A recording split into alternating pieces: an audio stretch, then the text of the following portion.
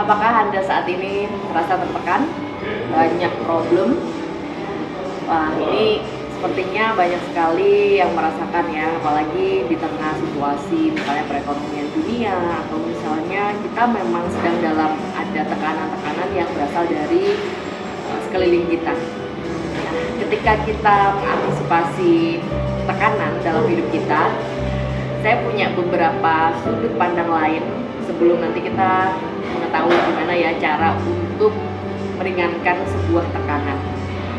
Ilustrasinya seperti ini, sahabat-sahabat. Kalau misal kita biasa untuk melakukan latihan beban, ya, maka otot-otot kita akan terbentuk dengan lebih kuat.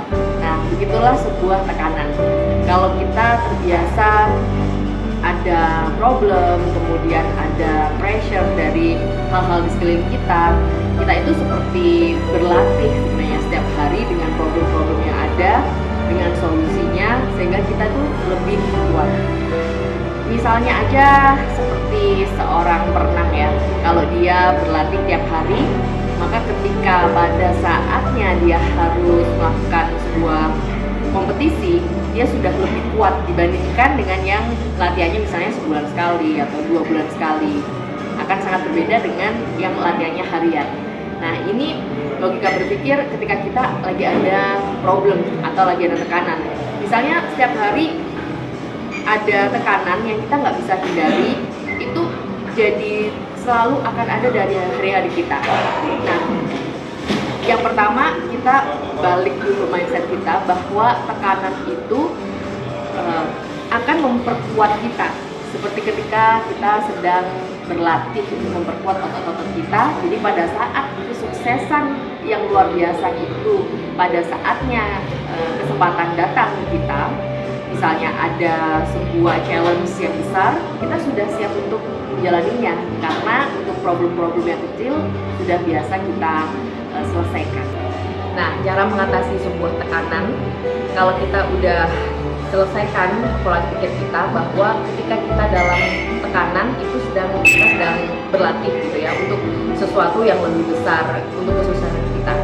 Nah, cara membalik mindset yang kedua terhadap sebuah tekanan adalah ketika kita sedang dalam tekanan itu kita nggak sendirian di dunia ini sebagai seseorang yang mengalami tekanan.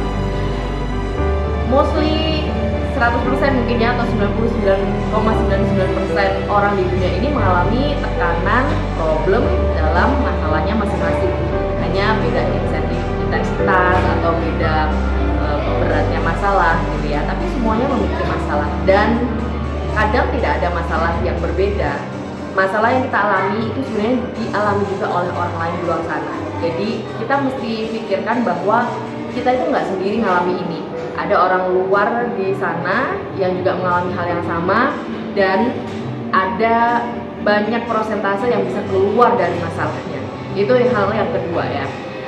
Setelah kita mampu menjadikan sebuah tekanan itu adalah sebuah latihan ya untuk kesuksesan kita, kemudian kita memikirkan bahwa kita nggak sendiri, ada orang lain di luar sana yang juga mengalami hal yang seperti kita.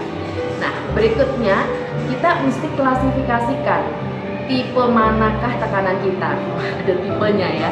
Kenapa saya begitu bersemangat atau saya tidak menertawakan sebuah masalah? Karena setiap orang punya masalah, saya pun punya problem, punya pressure tersendiri.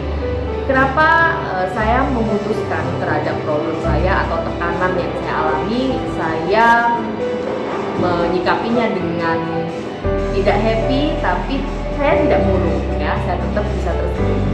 Kenapa? Karena ada dua tipe. Tipe pertama adalah sesuatu yang kita nggak bisa kontrol. Tekanan itu hadir ya karena memang sudah takdir Tuhan, atau misalnya kita terlahir sudah seperti itu, maka ya kita mengantisipasinya atau menyikapinya bahwa kita kembalikan lagi, kita berserah diri pada Tuhan dan kita mensyukuri bahwa ini takdir yang terbaik dari Tuhan. Itu kalau tipe 1 ya, kita udah di luar dari kontrol kita. Nah, yang bisa kita kontrol adalah tipe yang kedua, tekanan karena akibat dari ulah kita sendiri misalnya, atau misalnya akibat dari orang-orang sekitar kita, atau tekanan dari atasan, atau tekanan dari tim kita, atau dari keluarga kita. Artinya sesuatu yang kalau kita menyelesaikannya itu akan ada perubahan. Nah itu berarti indikasi bahwa itu dalam kontrol kita. Jadi kalau kita ada sebuah interaksi, kita ada keinginan untuk menyelesaikan, itu akan ada perubahan. Nah ini yang bisa kita kontrol. Nah setelah kita klasifikasikan tipe yang mana, tipe 1 dan tipe 2. Kalau tipe 1 tadi kita fokuskan untuk terus berdoa karena Tuhan pasti akan menyelesaikan semua permasalahan kita. Kalau ada di 2, kita solusinya adalah memanajemen tekanan ini. Caranya bagaimana? Caranya kita atur dulu, kita rasakan dulu bebannya problem atau tekanan kita ini berada pada beban berapa. Kita kasih beban deh gitu ya, agar kita ini mudah untuk menyelesaikannya. Dan itu kita merasa berat banget, kita kasih beratnya misalnya 100 ton gitu ya, kita kasih ilustrasi berapa sih beratnya. Atau misalnya kita punya beberapa problem, ada problem itu, problem kedua misalnya ya terkait keluarga misalnya ya, belum memiliki momongan misalnya, atau kita sulit beradaptasi dengan orang lain, atau pencapaian kita lama gitu ya di dalam karir dan lain-lain.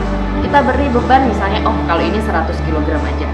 Nah setelah kita klasifikasikan di tipe 2 tadi, cara memanajemen pressure atau tekanan, kemudian kita tulis tuh, biasakan untuk menulis. Kenapa? Karena ini akan membantu kita untuk menyelesaikan problem kan, meringankan sebuah tekanan atau memanajemen sebuah tekanan dengan menulis ya. Kita tulis yang bebannya paling berat tuh 100 ton, 100 kilo, sampai yang paling kecil ya. Nah, selesaikan yang paling utama dulu. Kenapa? Kalau yang paling utama sudah kita selesaikan, yang bawahnya nanti tiba-tiba akan selesai gitu. Kenapa? Karena kita merasa sangat ringan. Nah, selesaikan beban yang paling atas. Nah, cara memanajemen sebuah pressure atau tekanan berikutnya, kalau kita sudah tahu berapa tekanannya, kita cari expert atau orang-orang yang pernah melalui ini. Misalnya tentang karir, kenapa karir kita mandek, kenapa kita nggak bisa secepat orang lain. Nah, maka kita cari orang yang sudah sukses dengan karirnya yang sama dengan bidang kita. Intinya banyak-banyak untuk mencari solusi. Sekarang banyak sekali ya di platform digital, ataupun misalnya kita bisa ketemu orangnya langsung, itu akan sangat lebih baik untuk menanyakan bagaimana mereka melalui masalah yang sama dengan kita. Ingat kata kuncinya bahwa tidak ada masalah yang berbeda sama sekali. Sekarang di dunia ini masalah itu udah berulang. Jadi pinter-pinternya kita untuk menemukan seseorang yang pernah mengalami masalah yang sama dengan kita, meminta advice, saran, dan pengalaman dia dalam melaluinya. Dan kalau bisa nggak cuma satu orang. Misalnya terkait utang piutang, banyak sekali sekarang konsultan yang bisa menangani itu atau memberikan advice. Atau misalnya teman kita sendiri deh, sama pengusaha. Nah kita tanya gimana dia melaluinya. Tanya lebih dari satu orang, 3 orang, 5 orang akan lebih baik. Mereka pasti punya solusi masing-masing dengan tipikal masing-masing. Nah, disitulah kemudian kita dengan secara cepat melakukan analisa dan mengatur langkah kita untuk keluar dari masalah.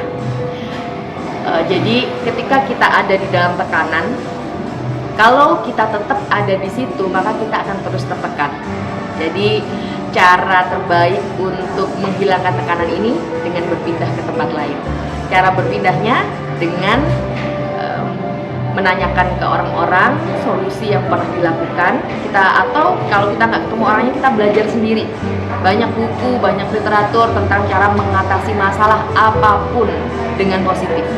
Setelah itu kita berpindah dari posisi kita sekarang, tidak harus jauh tapi bergeser dari tekanan yang sama.